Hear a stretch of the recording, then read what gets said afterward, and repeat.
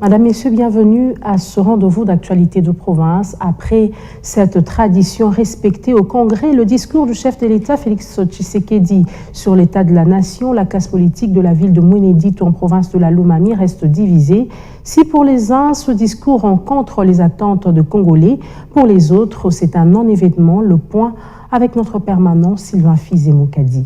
Non seulement creux, le discours tenu par le président de la République Félix Tshisekedi, c'est un aveu de sa mauvaise gouvernance, a dit le président fédéral de l'UDPS Le Peuple, ville de Mweneditu. Maître John Bouika Bamba évoque comme raison l'insécurité à l'est du pays, les sociales des Congolais et bien d'autres. Ses proches de Valentin Moubaké dit avoir marre de promesses faites par Félix Tshisekedi et doute sur la tenue des élections crédibles, transparentes et apaisées dans le délai constitutionnel. Lui-même est passé largement aux aveux. Nous sommes en train de nous poser des questions s'il y aura réellement un gouvernement qui sera capable de sécuriser la population de l'Est. Les ADF, tous sont des Ougandais, les Rwandais, tout ça.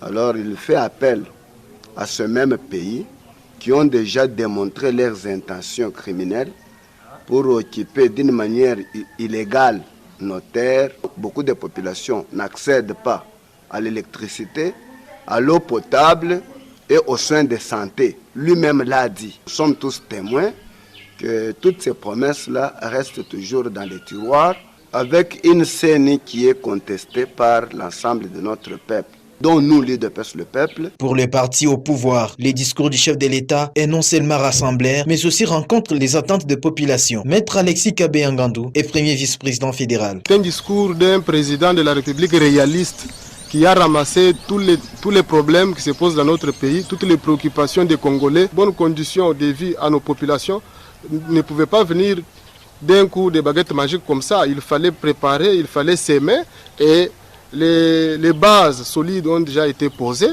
Et nous croyons que dans l'année 2022 qui vient ici, avec les axes prioritaires que le chef de l'État a tracés dans son discours, nous pensons que le social du Congolais sera amélioré. Quelle serait la part de l'espace Grand Kassai dans tous ces discours? Cette question fait débat sur les réseaux sociaux. Les gens des bandes nous diront la même chose. Le chef de l'État ne pouvait pas répéter les noms des entités, il ne pouvait pas citer toutes les entités dans son discours de moins de 2 heures, messieurs les journalistes.